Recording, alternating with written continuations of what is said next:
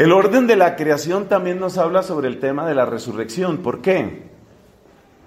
Porque como ustedes habrán escuchado en algunas otras asignaturas o materias que hayan tenido, resulta que en la Biblia siempre se describe al ser humano de una manera unitaria.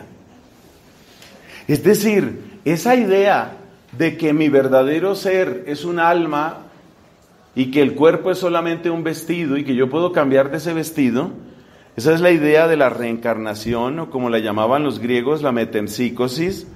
Pero esa idea es la idea de Platón, o esa es la idea del hinduismo, o esa es la idea del budismo. Esa idea no es bíblica. En la Biblia el ser humano siempre es uno, y siempre que se habla de la felicidad y la bendición de Dios, siempre es bendición para todo tu ser, para tu alma, para tus emociones, para tu cuerpo. A mí personalmente me encantan las descripciones de felicidad que aparecen en el libro del Deuteronomio. Son muy bonitas. Y te alegrarás, y te sentarás, y comerás a gusto, y disfrutarás la compañía de tus amigos, y estarás en paz con Dios. Todas las felicidades van juntas. La Biblia, el pensamiento semita en general, ustedes saben que es profundamente unitario. Entonces la victoria de Dios no puede ser una victoria simplemente en el pensamiento, ni en un alma inmortal solamente.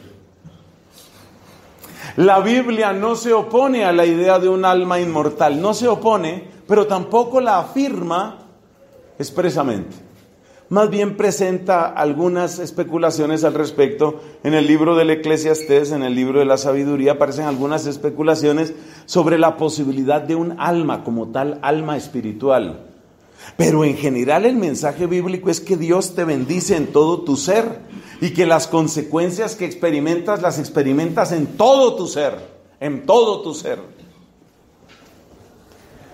Entonces el orden de la creación muestra que si hay una victoria plena de Dios, esa victoria tiene que ser eterna y tiene que ser en todo tu ser.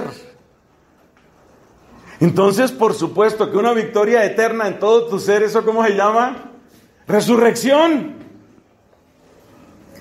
Eso es exactamente lo que dicen los muchachos del libro de los Macabeos, exactamente eso. Eso es lo que le dicen al tirano. Me impresiona especialmente la frase que dice uno de ellos. Cuando el tirano manda, porque lo están torturando así delante de los ojos de él, y manda, córtenle las manos. Y entonces él dice, de Dios recibí estas manos, y por su santa ley las entrego, espero recuperarlas. O sea, es claro que la persona está esperando esto, resurrección. La persona no está esperando una felicidad puramente, llamémosla así, espiritual, inmaterial, abstracta, o como dices tú, gaseosa. Está esperando algo que es real en su cuerpo. Ahora, ¿cómo será ese cuerpo? Ya San Pablo nos dice, no tenemos ni idea cómo será ese cuerpo. Pero lo que quiero mostrar es que por supuesto que la idea de resurrección es bíblica y por supuesto que es razonable. Y de hecho, mis hermanos, es la única explicación razonable de la victoria permanente de Dios. Es la única.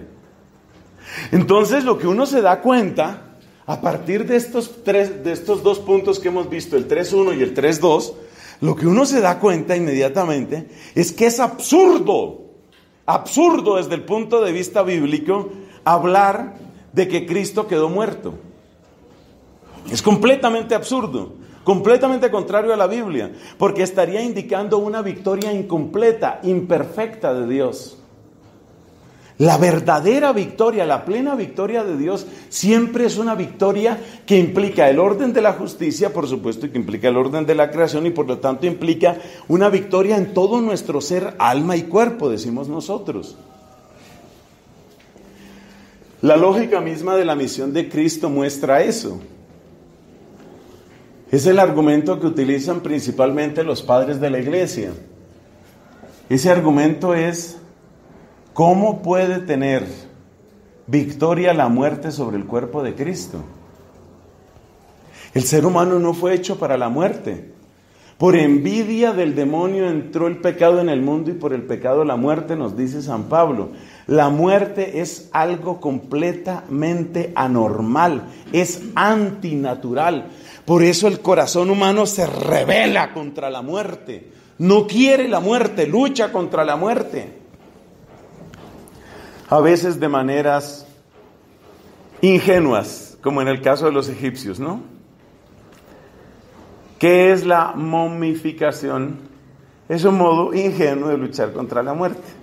Algo así como que si yo sigo viendo más o menos tu cara, como que tú sigues ahí medio vivo. Si yo logro conservar ese tejido cutáneo, le hago una cantidad de tratamientos y logro conservar tu tejido cutáneo, así que quede más o menos cachetón. Entonces yo tengo la idea, queda en mí la idea de que como que tú sigues viviendo. Ay, es una tristeza, a mí me da ternura el antiguo Egipto. Ay, como tratando, ¿cierto? Como tratando de mantener, ¿no? La idea. Pero el ser humano se revela contra la muerte. Yo no estoy hecho para la muerte.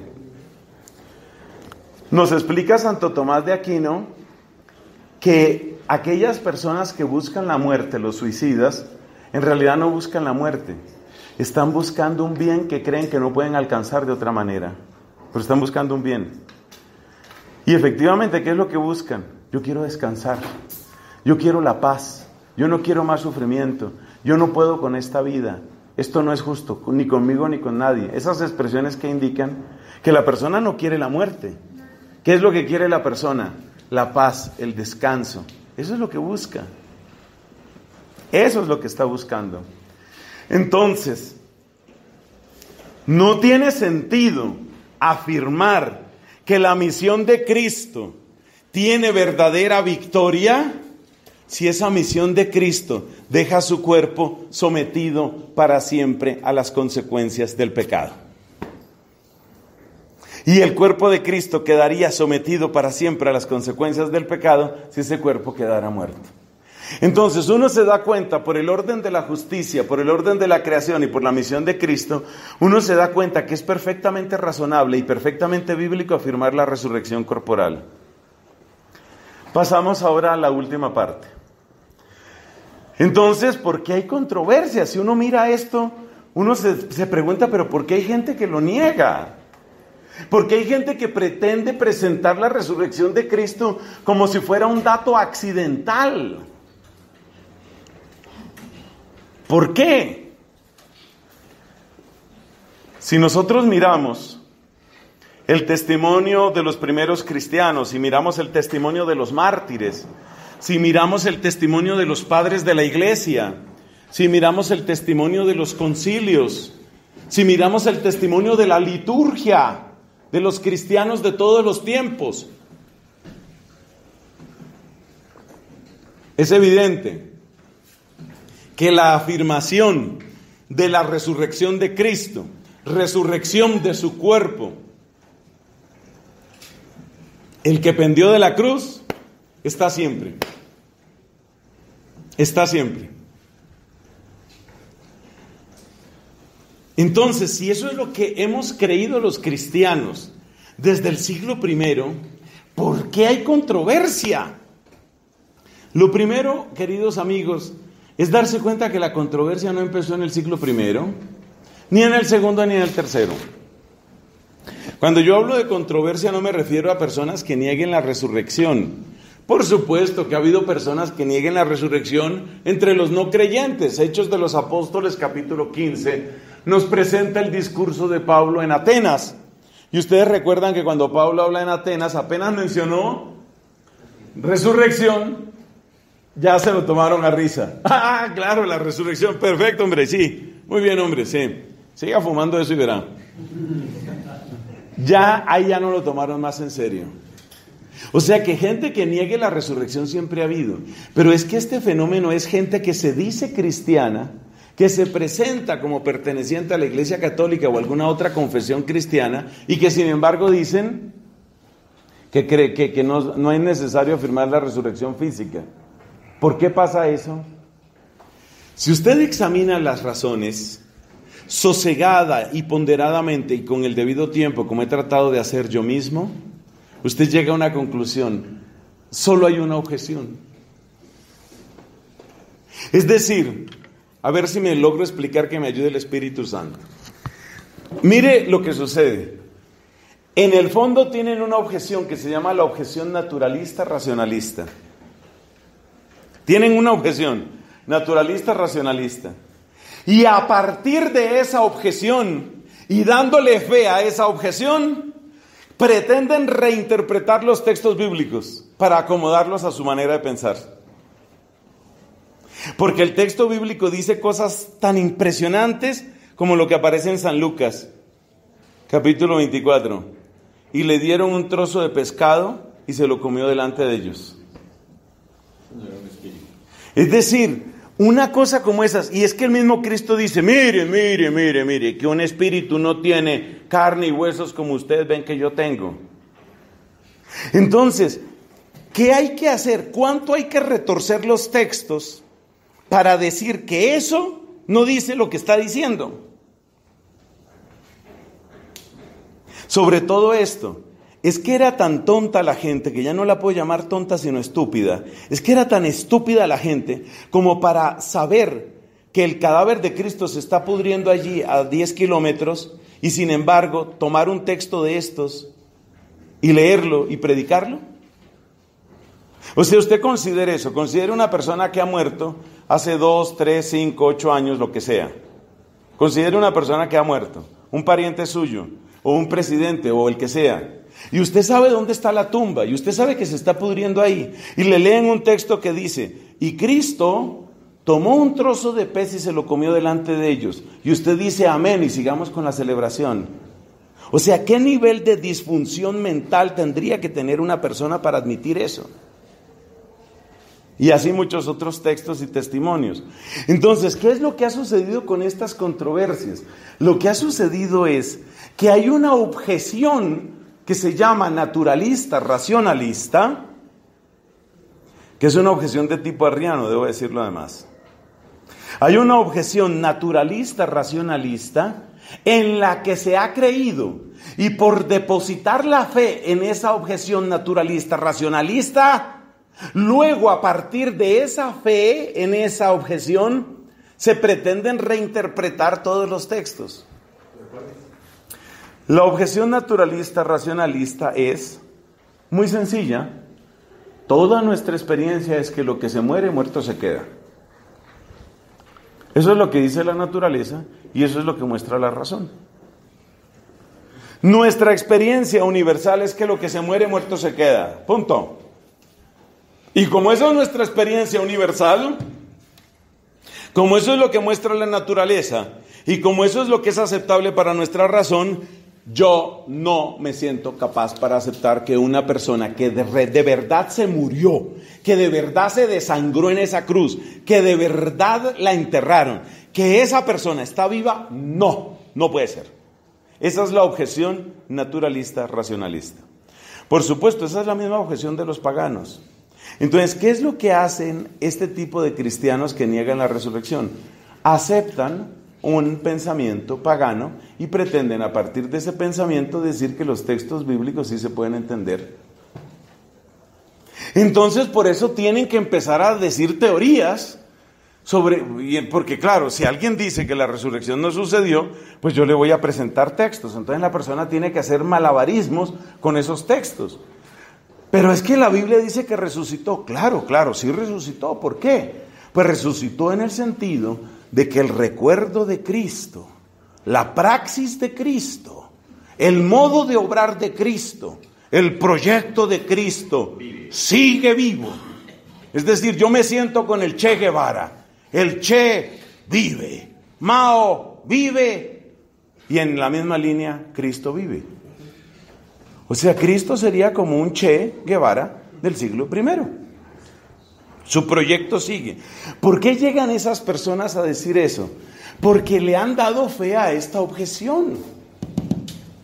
Pero esa objeción naturalista, racionalista, luego viene en nuestro tiempo acompañada por otra objeción que es la llamada objeción gnóstica o de la falsa excelencia. ¿Cuál es la objeción gnóstica? La objeción gnóstica es, mira, realmente eso no es lo importante. Entonces ustedes se encontrarán con algunos ilustres sacerdotes Espero que no en esta universidad, pero puede haber sucedido. Ustedes se encontrarán con algunos ilustres sacerdotes y otros teólogos de cierto renombre, personas que han escrito artículos en revistas indexadas. Por ejemplo, Famer no ha escrito nada que yo sepa en una revista indexada, pero bueno. ¿Sí tiene? No, que sí tiene, dice. O sea que ya es candidato, entonces. Son gente que tiene artículos en revistas indexadas, como Famer.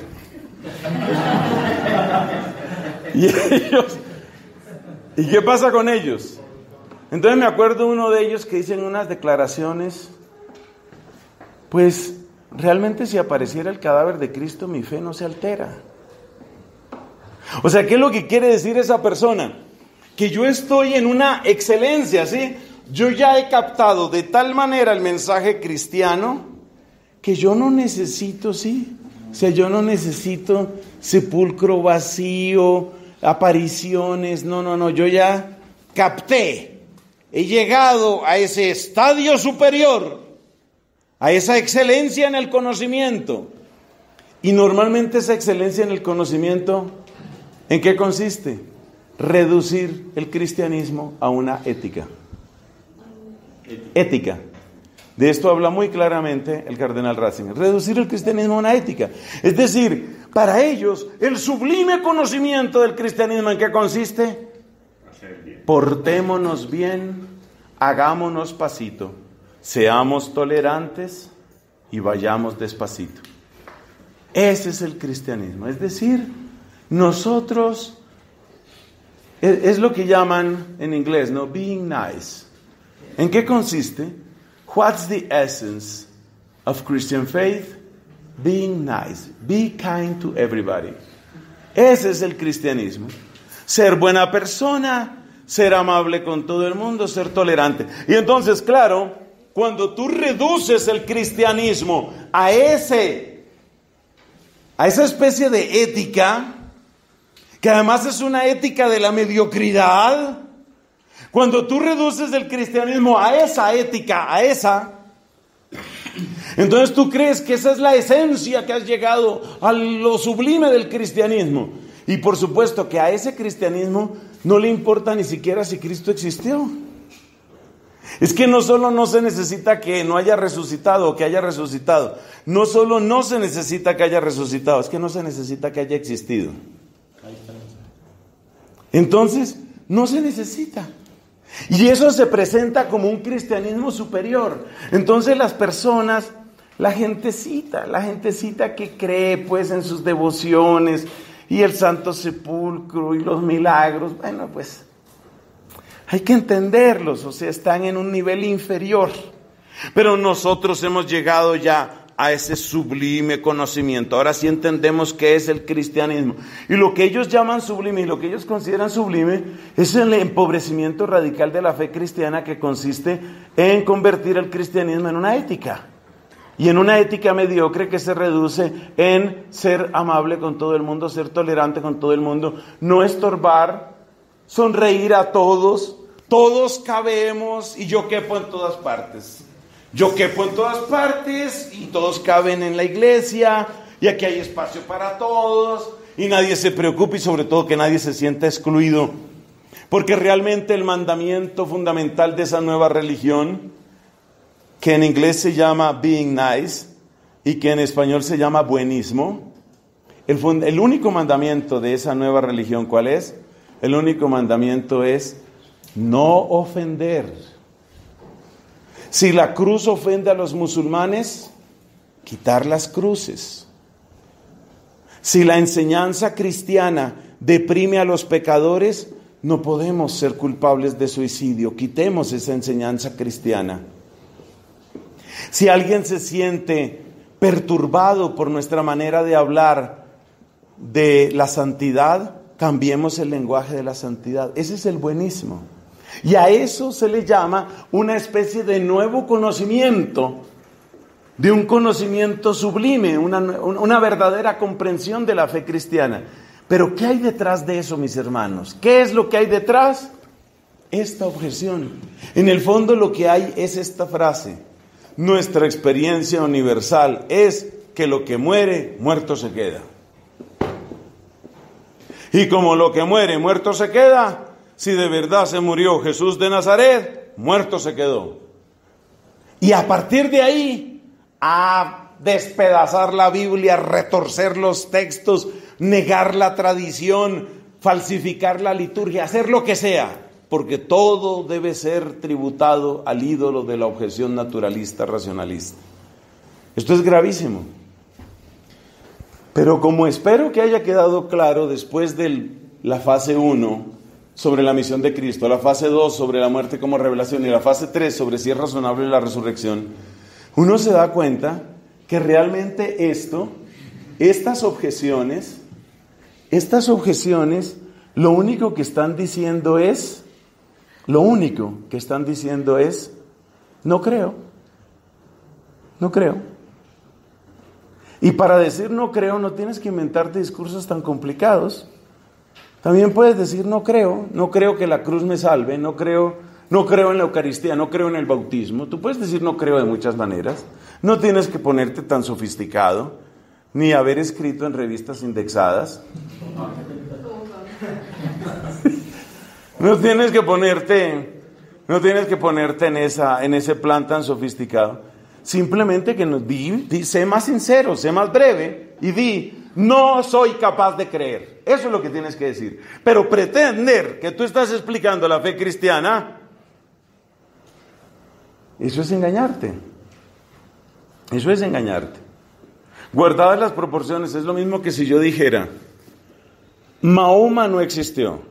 Si existió no fue ningún profeta, fue un aprovechado y un tipo violento, hay un jefe de pandilla. Nunca hizo nada que valiera la pena, pero yo les voy a explicar en qué consiste el Islam. ¿Qué musulmán se aguantaría a oír semejante discurso? Creo que me quedarían pocos minutos de vida después de decirlo. Entonces, eso es lo mismo que pasa aquí. ¿Por qué pretendes tú que me vas a explicar la fe cristiana si perdiste la fe? O sea, yo entiendo que tú puedes perder la fe, me puede pasar a mí, Dios me libre, eso me puede pasar a mí. Pero perdí la fe, di que no crees, pero no pretendas ponerte de maestro mío. Entonces, lo que decíamos en la otra clase, me parece, a negar los milagros de Cristo, a quitarle milagros. Como dicen en aquel departamento de Boyacá, me parece que les dije el verbo. ¿Cuál era el verbo? Mezquinar. A mezquinarle los milagros. A ver cómo le quito más milagros a Cristo. Hombre, no perdamos tiempo. A ver, serénate, tómate tu pastilla y hablemos de corazón a corazón. La verdad es que tú no crees, esa es la verdad. Tú no crees. Yo entiendo que tú no puedas creer, o sea, yo también entiendo que las grandezas de la fe nuestras son impresionantes. O sea, yo soy sacerdote, cuando yo me arrodillo ante el Santísimo Sacramento, yo puedo pensar lo que siente una persona que no cree en el misterio eucarístico. Dirá, pedazo de idólatra ese, o dirá, qué tipo tan ridículo. Yo entiendo que puede pensar el que no cree, pero no me digas que tú me vas a explicar tu fe. Tú no crees. Yo entiendo que hablar de una concepción virginal es una cosa ridícula para ti, lo entiendo perfectamente. Yo entiendo que para ti eso es imposible de aceptar, pero ya que tú no crees en eso, no me vengas ahora a decir que tú me lo vas a explicar. Esa es la respuesta que hay que dar. ¿Por qué? Porque hay un testimonio unánime de la tradición de la iglesia. Y luego cuando uno se pone a ver las supuestas explicaciones que ellos dan, uno se da cuenta que son cosas ridículas. O sea, dicen ellos, los apóstoles sabían que Cristo se estaba pudriendo por allá en una tumba. Y sin embargo, los azotaron. Y dice la Biblia, Hechos de los Apóstoles, capítulo 4, ¿por qué los azotaban? Porque estaban enseñando la resurrección. Mataron a Santiago, Santiago el mayor. ¿Quién sigue? Pues sigue Pedro o Mateo o Bartolomé. ¿Quién sigue? Ellos. ¿Y por qué lo mataron? Por enseñar la resurrección. Por enseñar la resurrección, no dice por otra cosa. No dice, y los mataron porque estaban enseñando que uno tenía que ser nice. No los mataron porque estuvieran predicando eso, estaban predicando la resurrección. Lo dice expresamente la Biblia. ¿Qué vas a hacer con ese versículo? ¿También lo vas a retorcer? La Biblia dice, los torturaron por predicar la resurrección. Entonces, imaginémonos que yo sé. Pensemos a ver si esto es razonable. Usted que a veces es razonable, pensemos. Yo sé que el cadáver de Cristo está a 2 kilómetros allá escondido pudriéndose. Y yo empiezo a predicar, pero el Señor Jesús vive, y porque vive con poder, ha sucedido este milagro. Me agarran, me tunden a palos, desnudan mis espaldas y me dan 40 azotes hasta sacarme sangre. Y me dicen, ni se le ocurra hablar de la resurrección. Y yo sé dónde está el cadáver de Cristo. Y salgo yo y digo, porque Cristo resucitó. O sea, ¿qué tan razonable es eso? Entonces, date cuenta que toda la controversia sobre la resurrección es lo que dijo el Papa Benedicto cuando inauguró el año de la fe. Dijo con sabias palabras ese Papa las siguientes palabras: no demos la fe por descontada. No demos la fe por descontada. La fe también se puede perder. La fe también se pierde. No les he contado, para que ustedes vean que eso pasa en todas partes, no les he contado ese sacerdote católico, misionero, toda una vida predicando, confesando, celebrando misa, y tuvo su crisis de fe. Luego, algunas versiones que hoy dijeron que él murió reconciliado con la iglesia. Pero fíjese el escándalo, que otro sacerdote le lleva la comunión y él dice, eso sí, eso. Oiga la manera de tratar a la Eucaristía a un sacerdote. ¿Eso sí sirve de algo? Uno puede perder la fe. Entonces, toda la controversia sobre la resurrección, ¿qué es? Es una controversia por falta de fe. Lo único es que uno tiene que admitir que hay personas que pueden perder la fe, como puede pasarle a un sacerdote, a una religiosa, a un matrimonio, a un joven, a un adulto. A todos nos puede pasar eso, a todos puede pasarnos. Tenemos que cultivar, cuidar el tesoro de la fe, porque a uno le puede pasar eso. Lo que uno no puede tolerar es que una persona que ya perdió la fe ahora me va a explicar la fe. Eso es ridículo. Porque el testimonio de los santos es unánime en esto. No solamente aquellos mártires de los macabeos, sino los mártires de todos los tiempos han afirmado exactamente lo mismo. Han afirmado la verdad de la resurrección. Por eso la frase de San Pablo, 1 Corintios 15, y si Cristo no resucitó, vana es nuestra fe. Eso conecta con el gran interrogante que tenemos aquí. ¿Vale la pena seguir el camino de Jesús si Él no resucitó? Si lo último que queda es que a uno lo matan de esa manera, ¿vale la pena? Dice él, somos los más desgraciados de todos. Conclusión: sí hay controversias con respecto a la resurrección, y la explicación es muy sencilla, no es complicada. La explicación es simple. Uno puede perder la fe, pero el contenido bíblico va hacia allá, clarísimamente sí, en el orden de la creación, de la justicia y de la misión de Cristo. Y esa afirmación es la que ha tenido la iglesia desde sus primeros tiempos. De hecho, ustedes saben que la primera liturgia que tuvo la iglesia, ¿cuál fue?